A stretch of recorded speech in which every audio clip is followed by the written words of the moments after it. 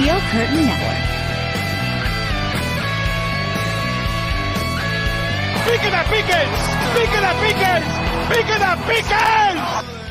That's right. It's still Pickett to Pickens, and Pickens being a Georgia Bulldog, it's fitting that we talk about him a little bit. As the guy that the Steelers drafted in the first round, Broderick Jones comes from the University of Georgia. Steelers preview crew is here. I'm Jeff Hartman, joined by Dave Schofield and Bryan Davis to talk all things Steelers, as we assume the draft is still going on, that the Steelers are done with their round one selections. We'll keep you updated with that. But Dave Schofield, welcome to the show. How's it going? Oh, it's going. It was one of those things that you were just settling into 17 as it went on. And then all of a sudden, boom, the Steelers are on the clock. Exciting, just running around trying to figure everything out. You're like, oh, what's going on? And it was great. There's a new Pittsburgh Steeler. What's not to be excited about? Absolutely. Bryan Davis, what's up? I am loving life, fellas. I'm so glad that we finally got a pick. We were waiting for 17, and we got it here at 14. Gave up a pick. That's fine. They got who they wanted. I think it's important that before we dive into the minutia of the selection, meaning Broderick Jones in and of himself, I think it's important that we talk about this trade. The Steelers moved up from 17. They traded with the New England Patriots. Gosh, I can't believe we're saying that. But they traded with the New England Patriots to go up, and they leapfrogged the New York Jets. I think the New York Jets were the team that was going to take a tackle, and the Steelers weren't about to wait. And they trade up. They give up a 4th-round draft pick. Now, for those scoring at home, that means that tomorrow, Friday, rounds 2 and 3, the only other picks they have as of right now, they have 32, 49, and 80. They won't pick again after that until the 7th round because they don't have now a 4th, a 5th, or a 6th round pick. Dave, when you saw what was happening in terms of the trade, let's talk about that first. What were your thoughts? Well, I talked about it on the Breaking News podcast, which is already out there on the audio side, that I'm like, the report is from the Steelers beat reporters, it was for a 4th round pick. Well, there was a trade earlier in the night that there was an original report, and then there was a couple other picks thrown in, like later round picks, a swap or something later on. They were like, oh, there was more to that trade. So I was waiting to hear that there was more to that trade. There was not more to that trade. And Omar Khan and Mike Tomlin just spoke to the media, and what Mike Tomlin said was very interesting. We were not willing to give up anything on any picks until day 3. So when we got into that range and we were able to make that move for that, we pulled the trigger. So they weren't giving up 32 or 49 or 80. They were going to sit back. They were willing to give up their 4th to move up that spot.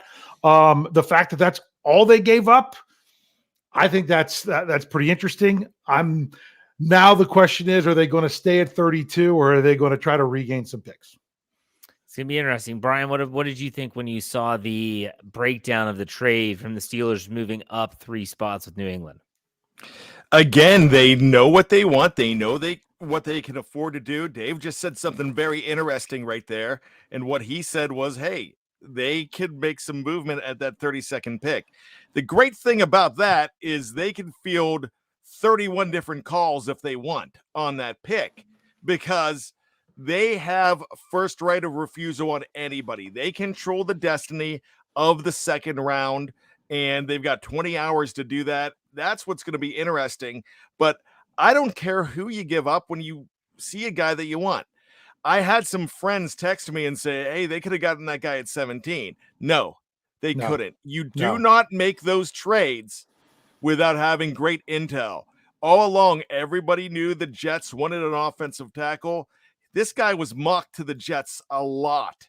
So as far as I'm concerned, it's payback for 2007 when the Steelers had, what's his name? Darrelle Revis. And guess what happened? The Jets went up 2 spots, traded with the Carolina Panthers at 14, and took one away from Pittsburgh. So, hey, it takes 16 years to get back. That's fine. Yeah, I mean, the trading up thing always brings back those horrible memories of 2019. In 2019, when the Steelers traded with Denver to move up 10 spots to get Devin Bush, at the time it wasn't bad, but in hindsight, it makes you cringe. This only moving up 3 spots, I'm actually okay with giving up a 4th round pick. And I said this on my Let's Ride podcast on Wednesday. Everyone wants them to trade. Like, oh, we got to get more 5th and 6th round picks. Why? They rarely pan out. I went back and read the Steelers draft history in the 5th and 6th round since 2016, and there weren't a lot of players that are even stuck around on the roster for a couple seasons. So I would like to then to get a 4th round draft pick back. So if they do make a trade back, that would make sense. But if they don't, get the best players that you can and get the players that are going to fit your scheme. And that's something that Jeffrey Benedict, who's already said this in the live chat, that Broderick Jones in and of himself is a great fit for the Steelers from a Pat Meyer standpoint as the offensive line coach, as well as kind of a scheme fit. So something to consider that the Steelers did have to trade to get him. But if you have a left tackle for the next decade plus, well, then that's not too bad. But Dave, when you heard about the pick, you saw who else was still available. Christian Gonzalez, shockingly, was still available. Joey Porter Jr. was still available. Were you okay with the selection? Were you kind of hoping that they were going to go a different direction? What were your thoughts, Dave? Well, my first thought was, is it Gonzalez or is it Jones? Is it Gonzalez or is it Jones? I said that in our Zoom meeting that we had with the staff while it was going on. And I don't know if it was Jeremy Betts or someone in there that said it. If it was about the corner, they still had options at corner to just stay at 17. So if you move up, it was for the tackle, because if the tackle was gone, you had to decide, what were you doing with the first round? If you wanted the tackle, you had to go get him. The Jets were going to take him. If you just say, well, let's just sit back and see what happens, then that would have been, you would have had to live with it. But instead they said, hey, let's do it. Let's get it. I also find it very interesting that, when the Steelers traded back in 2001, they moved back 3 picks and still got Kesey Hampton. They got a 4th and a 6th for that. And that was from 16 to 19. And this was from 14 and 17. So I think they did pretty good with what they gave up for it. Bryan, as you're watching round 1 happen, and you're seeing what's available to the Steelers as they're getting close. This is before the trade, obviously. What were your thoughts? Well, I'm looking at the fact that 2 of those corners that have been mocked to them a lot are still available. And there's 10 more picks until they go ahead and go. There's some guys out there. I mean, gosh, Will Levis is falling, and that's a position that somebody might want to make a deal. If he's still there at 32, Will Levis can very easily be very tradable, and the Pittsburgh Steelers could go ahead and once again control the destiny. But when I look at everything, I'm happy because I trust the organization. We don't have a scouting department in our living room, and that's the number one thing. But the other thing is, Jeff, you mentioned just having PTSD from Devin Bush, but you were also happy with Santonio Holmes in 2006. Trading up a few spots, and you definitely, one of your favorite players of all time, they traded up for Troy Polamalu. Yeah. So just because it just happened now, I know this could probably, clean up that bad taste in your mouth. So I feel really good at what they're doing. Somebody's going to fall to that 32 that is going to be a very good value. And somebody mentioned, good thing they didn't get a cornerback because they don't pick cornerbacks well. Come on. This is a different time. Yeah. Now let's talk about Broderick Jones as a player and a prospect. I want to do a quick, I just want to read you all, because if you're like me, you've heard the name, you know where he went to school, you know that people give him tags like, hey,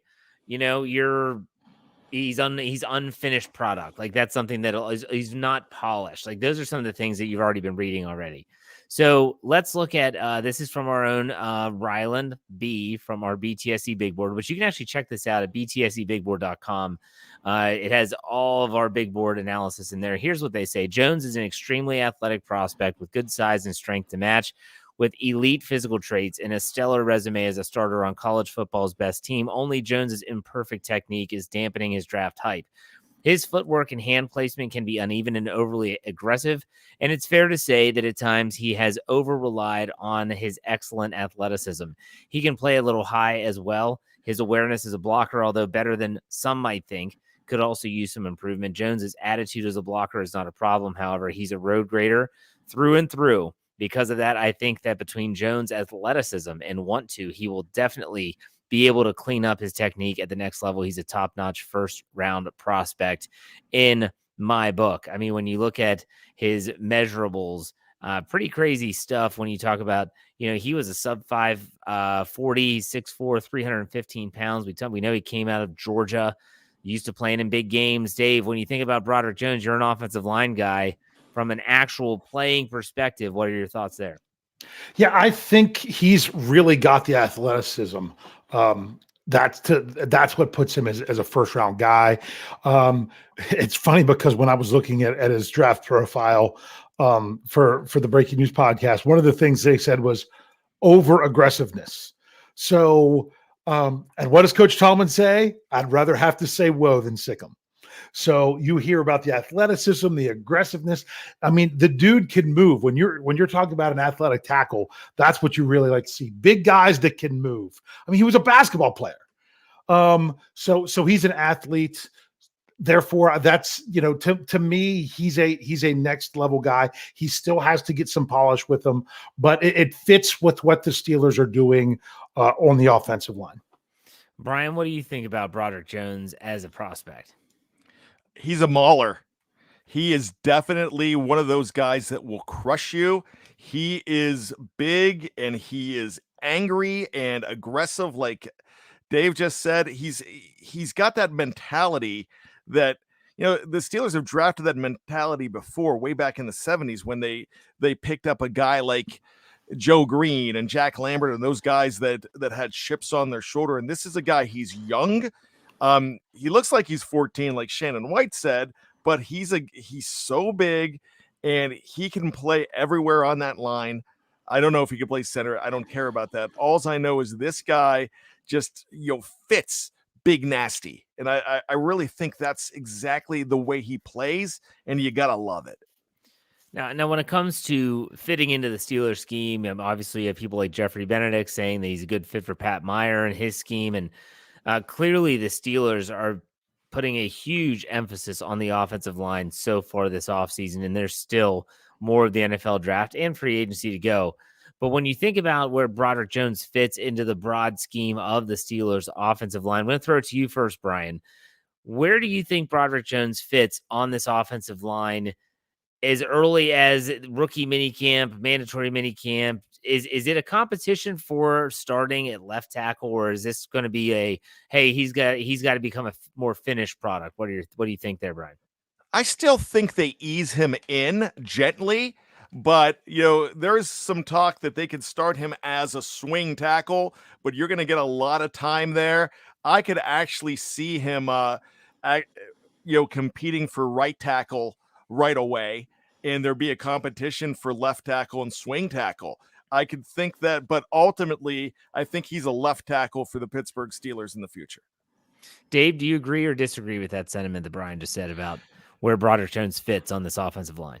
Well, yeah, I think eventually that's where he'll settle in, because that if you have tackles that can play both sides, and honestly, right now, kind of looks like that's what the Steelers have with their three tackles, with Dan Moore Jr., Chuks Okorafor, and Broderick Jones. Now, some people are like, oh, well, Okorafor, they put him at left, he just wasn't as good. Okay, well, Dan Moore, they put him at right, he just wasn't good. True, but you know what? When it really comes down to it, if you've got to be good where the Steelers need you. And in the long run, Broderick Jones is going to be their best tackle. And if he's their best tackle and he plays both positions evenly, you put him at left, let alone if he plays left better. But one thing that Jones said in his time with the media, something that I read on Twitter, so many people quoted it, I can't attribute it to any one person, is that he practiced every week at both tackles in college, because they had a very small rotation for tackle, and he might have had to fill in on the other side. So he was practicing left, practicing right. He can really play both. To me, you don't have to throw him in there right away if you don't want to. But if he's ready and he's better than what the Steelers have at the time when they go to play, then you play the best player. I like that the Steelers have the options where he doesn't have to go out there, the first snap in week 1, but he can. And what more can you ask for? But yeah, I want to do something that's a little bit out. I know it's outside the box thinking here. I want to ask you all a little over-under question. So over-under, typically do this on the Steelers preview during the season. I think of a whole bunch of lines. Let's go with Broderick Jones starts. I knew you were going to do this that. This is just him starting a game. So yes, potentially if he's the jumbo guy, that could count as a start, and he could leave the field if he's that, tackle eligible. I'm going to set the line here at 5.5. And that I was thinking of 6.5, but I decided to say no because I don't think he's going to start out of the gate. So if I set it at 5.5 starts, Bryan, are you taking the over or the under for Broderick Jones starts in 2023? I'm actually taking the over. I cannot see the Pittsburgh Steelers having the luck that they did last year with that whole line being intact for an entire season with barely an injury. So I would probably think that he does get an opportunity to play. I'm not going to, if you were saying 10, I'm not taking the over, but I feel comfortable with 5.5 to say that he's going to get more starts than that. Okay. Dave Schofield, I'm sure you're taking the over as well. I am destroyingly crushing that over. Wow. Okay. Absolutely. You could have set that line at 11.5 and I'd have taken the over. The only way I think he doesn't start more games is if he gets injured himself. So don't want to speak that into existence. I'm already knocking and everything else because Bryan's right. There's going to be an injury on the line somewhere. I mean, one snap was missed by the tackles last year. If he starts less than 12 games, then I feel the Steelers are getting great tackle play, honestly. Because if he can't get on the field because the Steelers tackles are playing that well, good. But I think, maybe 4 or 5 games into it, I think he could possibly. I mean, could it be right away? He absolutely could. I think they don't have to rush him, and he is one of those guys that they said he might not be as polished as, let's say, a Darnell Wright. But he's got a higher ceiling ultimately. So that's why I'm going with the over. I just think he's a good player. So I think he's going to find his way onto the field. He doesn't. A lot of times when players don't have to is when they do. That's what I think is the best situation for them, and that's how it all will play out. Well, I don't think that the Steelers, I don't think he starts day one. I think the Steelers do like Dan Moore, and I think he's going to be the starting left tackle, much to the chagrin of the fan base. And there's nothing to say that Dan Moore doesn't hold down that fort and they let him marinate a little bit. And if there is an injury, I think maybe some spot time. I'm going to surprise people. I'm going to say under. I'm going to take the under on the 5.5 because I don't think he starts. And I think the offensive line, I think Dan Moore, if he stays healthy, and if the tackles stay healthy, I don't think they feel the need to play him. Now, unless you want to talk about those, they're coming out in the jumbo package for the first snap. Here's a start for him. Then maybe it's Chuks Okorafor started his first game of his career for that reason. But it's like what you said though, Dave. If it's an under, and I'm right, that means the Steelers are getting good play from their tackles, and that's not necessarily a bad thing. So go ahead. Do you have another over under? I did not, unless you have one. Well, I just have a question. Sure. At not preseason, regular season, which side will Broderick Jones see his first snaps in regular season? Left. I'm going to go with left. I'm going to say right. I'm going to go right as well. I do too. At the end of the season last year, people don't like to hear it. Dan Moore Jr. was playing much better than Chuks Okorafor. He was. He improved throughout the season when Chuks did not. So I would not be shocked to see Broderick Jones actually get his first snaps at right. It still doesn't mean that that's where he's going to settle in. Versatility is the name of the game on that offensive line. Something we're going to talk about when we come right back after this break. For those watching on Facebook, Twitter, or on YouTube, we'll be right back. Stay tuned.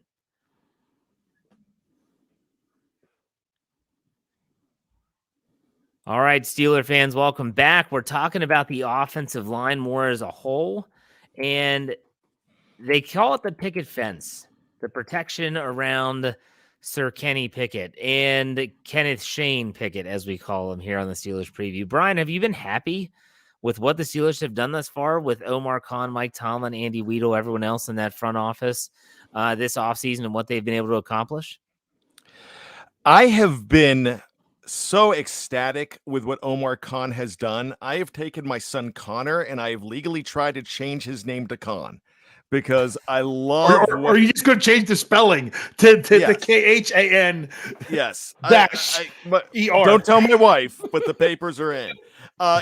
This guy, really, look, he's aggressive. Now, I've talked all along that Omar Khan, I mean, he does have to play a different game than Colbert did because this is a different NFL. But I think he is, I think he's going above and beyond in what he's doing. I think he's kind of going to be a GM that could change the pace of everything even more, and not even change it, but set it. I really like what he's doing. I really think that he is the guy, and he gets an assist from guys like Andy Weidel. Don't think that Andy Weidel is coming in and he's changing what Omar Khan is doing. He's just enhancing Omar Khan is what he's doing. And this guy has been around this organization for 20 years. He was in a Batman movie, and he's a guy that's soaked it all in. And I really think that we're going to be talking about one of the better GMs. But the fleecing of the Rams last week, and let's face it, it was a fleecing.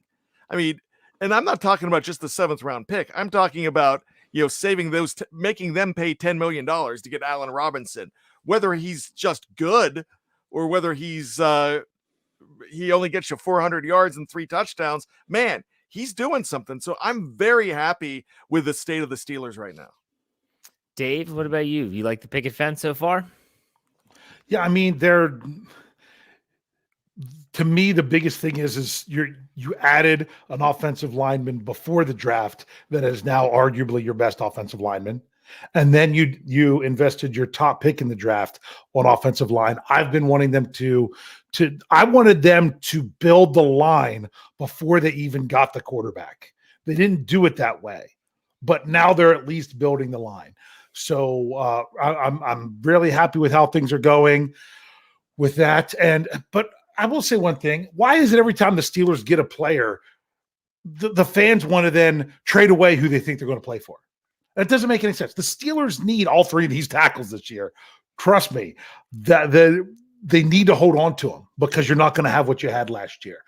So I like the pick. You needed somebody else at the position at some point in the draft just because the Steelers didn't have depth at tackle. And if you're going to get someone, I mean, I loved Paris Johnson, but he was going to be way too much to go up and get. But I think Broderick Jones, I think he could have a higher ceiling than Johnson. He's just also more of the wild card because he isn't overly experienced. But he is young. So with Broderick Jones, we're going to digest this, and this is the I wouldn't say the knee-jerk reaction podcast, but this is shortly after the pick was made, after Omar Khan and Mike Tomlin met with the media to answer some questions. I kind of want to ask you all some questions about where you think the Steelers go next. The second round and the third round, especially the second, though, are going to be huge for the Steelers. When you talk about the 32nd pick, you talk about pick 49. They don't have a lot of draft picks, and this day 2 is going to be huge for them. In terms of offense or defense, Bryan, on day 2, rounds 2 and 3, do you see them saying, like, okay, we need to start going after some defensive players? Do you think they still add some offensive guys? What happens on day 2 for the Steelers, in your opinion? I really think that it's going to be defense, but if there's a guy like Darnell Washington there at tight end, when they're picking at 32, that's a pretty sexy pick, if you ask me, because he's big. I mean, he's even bigger than what Eric Green was, and he's faster. I would take a guy like that in a hurry. I would go back to the Georgia well. I would have no problem doing that, but I really think they're going to be looking at a corner. But there's a guy like Julius Brents. What if they can get him with a second round pick? But I really think I think they're trading out of 32. I really think they're looking to recoup picks, and Omar Khan has the ability to go ahead and get anything he wants because teams aren't desperate. And again, and we've talked about this for 3 months, the Steelers aren't desperate in this draft. And the fact that they're not desperate, they could do things like that. Now, you might say, well, bad. They just traded up 3 spots. They traded up spots because they knew exactly who they wanted, and they went and got them. And they're like, nah, small price to pay. Just like in the Mighty Ducks 2, your favorite movie, Jeff, when he said 2 minutes, well worth it. Hey, a 4th round pick, well worth it. Dave, what do you think about day 2 and where the Steelers go from here? I do not think that the Steelers are looking to move back at 32 until they see who is left. If there is someone there that they're like, wow, this is who we can pick right now. This is who we might have gone with at 17, but we moved up to 14. Then I think they don't. But if there are multiple players that they feel like they would really like there, I'm going with the old Kevin Colbert adage of we only move back as number of spots of players that we're comfortable in drafting in those spots. You got to have, if you're moving back 5 spots, you got to have 5 players you like. So and there goes Jordan Addison. Sorry. Yep. The Steelers moving back is really going to depend on what happens here in these final only 7, because it's only 31 in these final 7 picks. Because if there's a lot of talent still sitting there, then I think they move back. If there's somebody really head and shoulders above, then I see them taking it and maybe moving back with their next one. But I think we don't know right now. I think it's going to be another 45 minutes or so until we see who's really left before you can really say, hey, they're going to move back. Oh, we got to trade. Sorry, I keep getting distracted by the actual draft going on. Giants move up. Okay, after the Vikings take Jordan Addison. So I would like to see them possibly move 32 if they can still get a decent player. I'd like to see them only have to move back 4 or 5 spots and still have someone up there pretty good. But it really does depend on what happens over these last 7 picks. I think if there's a trend in the NFL right now with the draft in and of itself has just been, it's crazy. And this draft in round 1 was crazy. What do you talk about? Houston and Arizona trading. You talk about the Green Bay moving, Green Bay didn't. Detroit. I'm sorry, I didn't use an NFC North team trading a bunch, and then Steelers trading up with New England. Who knows?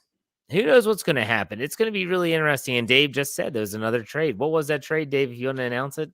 Well, it was the Giants moved up with the Jaguars, but I haven't heard any compensation. So what pick number are they on? That there's currently on pick number 24 as we are going live. No, I'm at least 30 seconds behind because I'm streaming and not hooked into cable. But, and that's one slot because the Giants were picking at 25. Yeah. Yep, they switched one. Man, that's twice now in the first round, moving back 1 spot. Yep.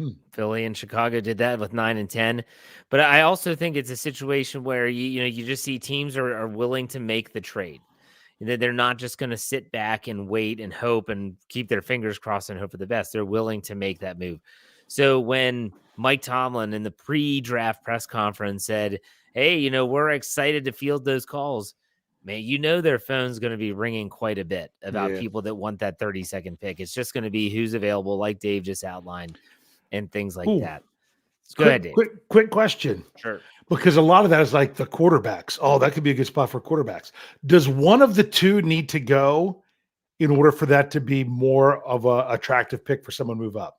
Because between the Levis and Hooker are still both there right now as we're recording. Do you think one of them needs to go? Because if they're both there, people might say, well, let's wait until one of them goes and then we'll move up. Well, I think if they're both there, in my opinion, if they're both there, that someone's going to say, we need to go up and get the one that we want. We're not going to wait and let's say they really like Hendon Hooker, but they weren't willing to put a first-round grade on him. Well, we'll get him in the 2nd, but we don't want someone else thinking the same thing. But I don't know, Brian, what do you think? Let me play devil's advocate on that, Jeff, because we have a history in the last, I'd say 5 or 6 years, seeing quarterbacks go at the 32nd pick. We've seen trades for them to go. The Vikings took Teddy Bridgewater. The Ravens took at number 32 in 2018, took Lamar Jackson. And a lot of the times with the quarterback, and you're definitely seeing it with the whole Lamar Jackson, all the drama they had that was cleaned up today with the new contract, but they want to have that 5th-year option on a quarterback. So I think that you actually almost take one in the first round. So I can see it not really being an issue for the Steelers. I think the quarterback situation is going to help the Steelers because a corner might just fall to 32 now because we're getting really close and there's other needs that everybody has. And there's 2 corners out there that had first-round grades on them. I know some people are saying Joey Porter Jr. is overrated, but if he's your second-round pick and everybody thought you were going to take him in the first round, you're a whole lot happier because he still has the goods. And then there's a guy like Deontay Banks. I think he just went off the board. So no, but this is happening live right now. So the question is, and this is something that I think it's Tom Plays Games gave us $2. Thank you very much. He said, if JPJ is still there at 32, we don't trade there. You agree or disagree, Dave? That's why I say it really depends on how the rest of this draft falls out.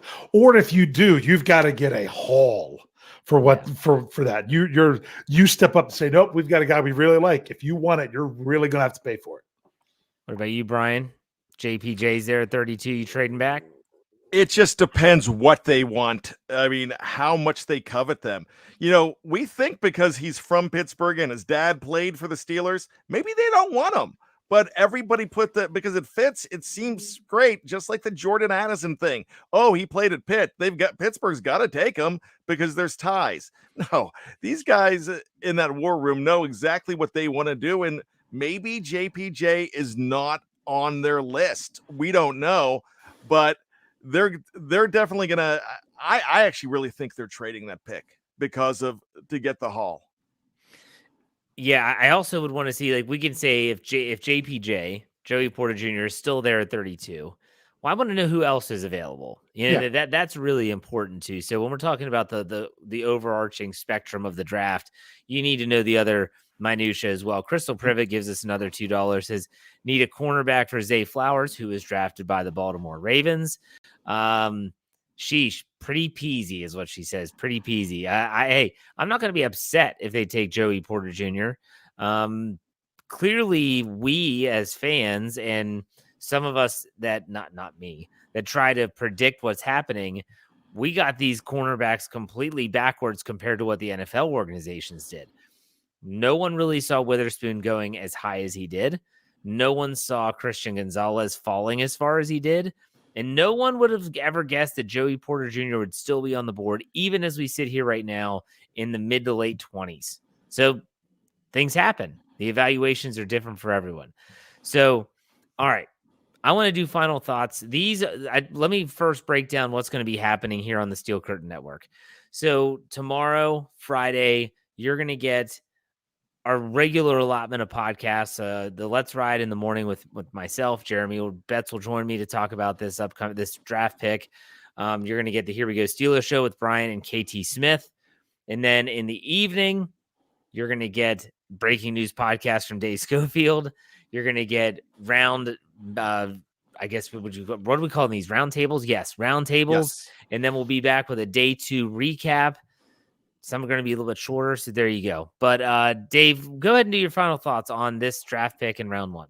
All right, final thoughts. I'm going to do a couple things that I heard from the Mike Tomlin / Omar Khan press conference, and that was Mike Tomlin was asked, when did you first have Broderick Jones on your radar? And he said, I went to dinner more than 12 months ago with the guys from Georgia that we were down for their pro day. So that would have, I'm pretty sure Pickens would have been one of them when he was down there visiting. I can't remember for sure if that's who we went to dinner with or not. And he asked him this question. I think it's something that he asks very often. He said, next year at this time, who am I going to be who am I going to be down here looking at for your team next year? And the consensus was Broderick. You're going to be down here looking at Broderick. So that's pretty interesting that that was kind of brought up on the radar last year. And then another thing was Omar Khan was asked about, in the time that you've been a GM, you've been pretty aggressive. And Omar Khan's like, well, I'm just trying to win a Super Bowl. I don't know that I'm really that aggressive. And Mike Tomlin jumps in and said, yeah, he's aggressive. So I like that the Steelers knew what they wanted and they went and got it. The compensation just came up for the Giants to move up one spot, and they gave up a fifth and a seventh. The Steelers moved up 3, gave up a 4th, got the guy they wanted. There wasn't going to be another offensive lineman of that caliber if he was off the board. So, if they were going to go big or go home, they went big. We'll see how it pans out, but I'm excited to see the athletic tackle and finally the Steelers drafting an offensive tackle in the first round because, my goodness, it's been over 25 years. Bryan, final thoughts. In 1993, the Steelers picked a cornerback in the first round by the name of Dion Figures from the University of Colorado. In the second round, they double dipped with a player from Boulder, and they went with Shad Brown. There's a lot of Georgia Bulldogs on the board here that the Steelers might possibly be interested in and might fall to them.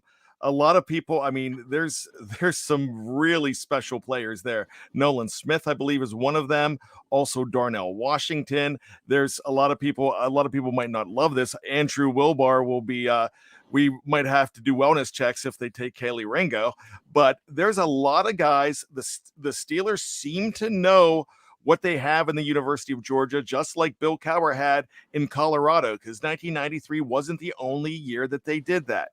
But when you guys just make a comment that Mike Tomlin said, yes, he is aggressive. And so that's all you need to know. This is not Kevin Colbert anymore. It's a new era. It's a new NFL. There's a new GM here. And, get used to being surprised.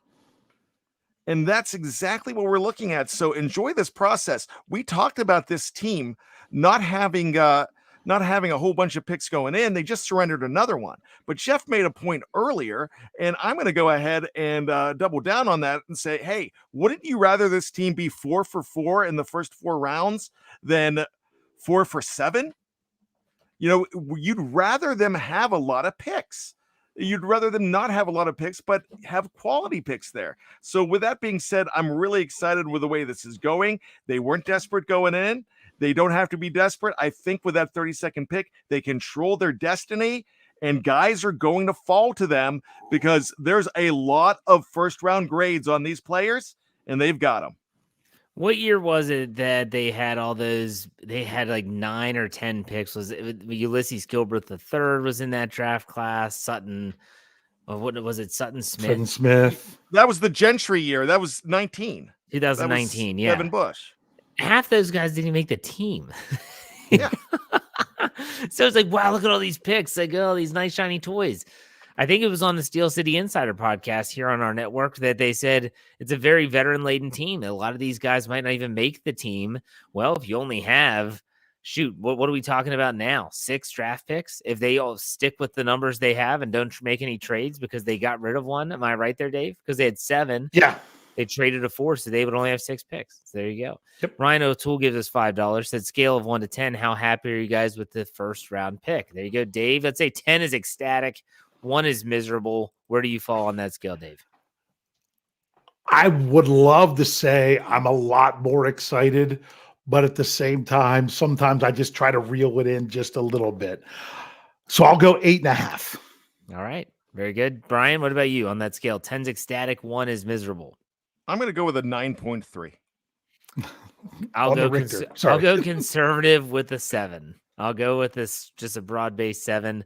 I don't know much about him. I'm not an offensive line guy, so it was a lot easier when it was skill position players like Najee Harris and Kenny Pickett. So, all right, that does it for us on this roundtable for round 1 in the Broderick Jones selection. Make sure you stay tuned to the Steel Curtain Network on all your social channels, Facebook, Instagram, Twitter, YouTube, you name it. Search Steel Curtain Network. You'll find us. Follow us there. And obviously, wherever you get your podcasts, you'll get not just our shows that are live on YouTube, but also our audio-only content. Check it out. All right. That's it. Dave, why don't you send us out? We got to do it, right? Hey. There you go. We'll see you next time.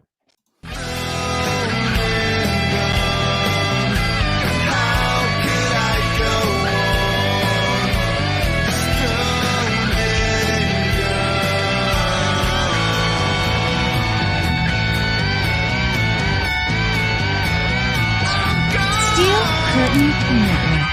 Get it. Everybody else gets a little tight.